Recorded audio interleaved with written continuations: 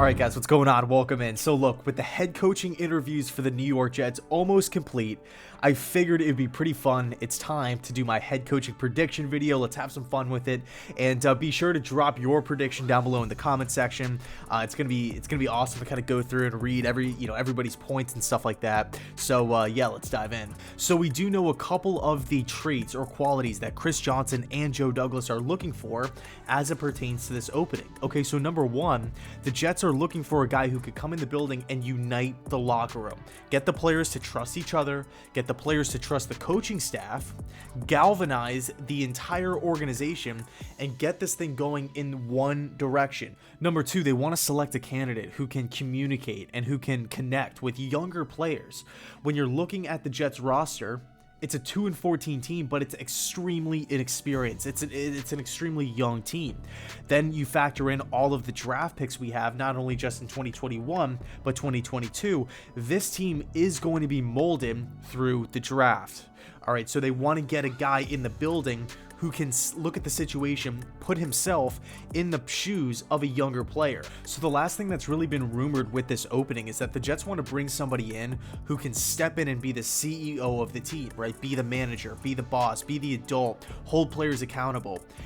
Not necessarily a guy who's going to have their head so far into the offensive play calling on a week-to-week basis. A guy who knows how to delegate, a guy who can, reach out, build a great staff, a guy who can truly set the tone of the team and move forward. So after looking at all these different candidates, right, Marvin Lewis's of the world, the Matt Eberflus's, Aaron Glenn's, Dayball's, all of these different guys, I'm going to say my prediction is Robert Saleh, defensive coordinator of the San Francisco 49ers. I look at the attention to detail, the intensity, right? The adjustments that Saleh has made throughout the course of his Niners career. The work ethic is top notch, doing every single thing possible every day to separate yourself from the competition, to become elite, to become the best version of yourself. I look at how players and coaches speak about Robert Saleh. They love him. Both Kyle Shanahan, you listen to Shanahan speak about Saleh, it's incredible. And then you listen to guys like Sherman and Bosa and Armstead rave about Robert Saleh. I mean, that's what you want. That's what you want in a head coach.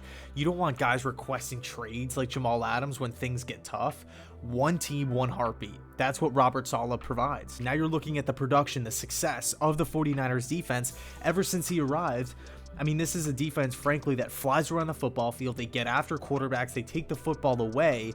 They really do a nice job of limiting plays down the field. I mean, really, the system is a perfect setup for today's league, right? It's a base 4-3 front with a lot of cover 4 and cover 3 looks in the back end. So I'm a huge fan of the system. The only caveat is that you need constant pressure off the edge, right? You need that consistent edge pressure.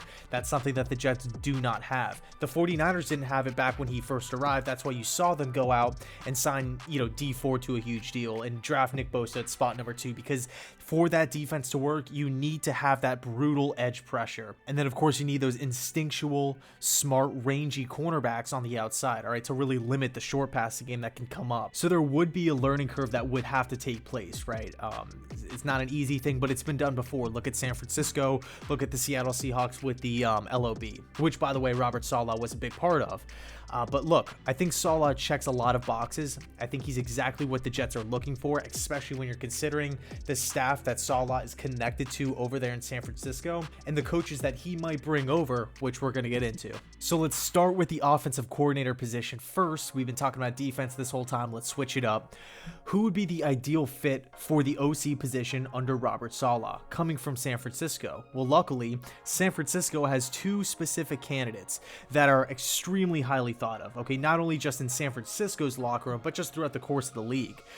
Two guys that are up and coming young offensive minds, two guys that know the Shanahan system inside and out, two guys that Kyle Shanahan specifically, when talking about them, was quoted on saying it's going to be extremely hard to replace them. They can both run the offense. So let's dive in. The first candidate is the passing game coordinator, Mike LaFleur. Yes, the younger brother of Matt LaFleur, a guy who I'm really, really high on. All right. Funny enough, the Packers actually tried to interview Mike for the offensive coordinator position for Green Bay last year. Kyle blocked it. it. Okay, Kyle Shanahan blocked it. He wanted LaFleur on the staff. And of course, there was no bad blood or anything like that because Matt LaFleur and Kyle Shanahan go way back and they're best friends off the field.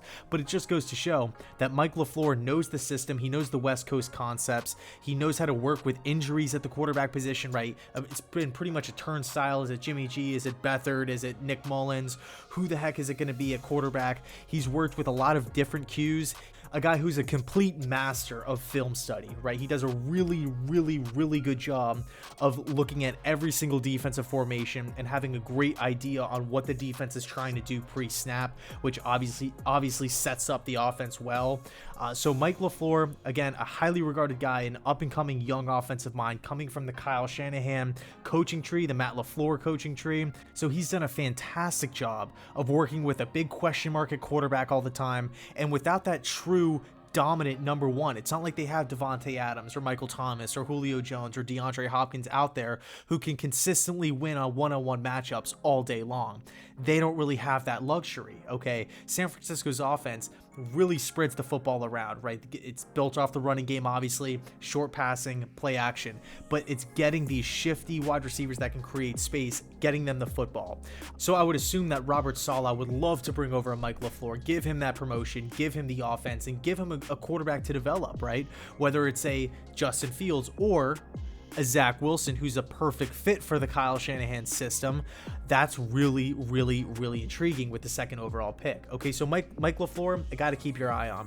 So next up is running game coordinator Mike McDaniel. All right, now this is definitely the more popular of the two, a guy who's really well liked, really well known across the league.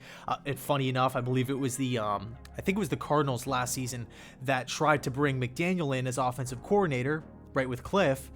But here we go with Kyle Shanahan swatting these interview requests away. He blocked it. All right, so obviously Shanahan has high regard over both of these candidates. McDaniel excels in running protection, running scheme, running formations, seemingly always getting the most out of whoever's playing the position, whether it's a younger guy, a guy who's unproven, a veteran guy who's just stepping in.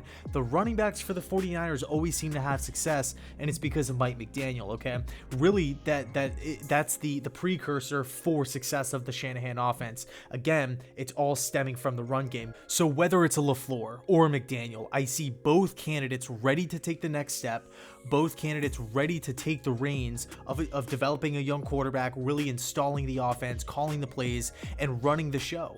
And of course, you're going to have Robert Saleh in the building as well, just a familiar face to help you along the way. A guy that's friendly, that knows how to get the locker room juiced up, ready to go. For defensive coordinator, I'm going Chris Richard. All right, now I get it. There's a huge push to pair Dan Quinn with Robert Saleh.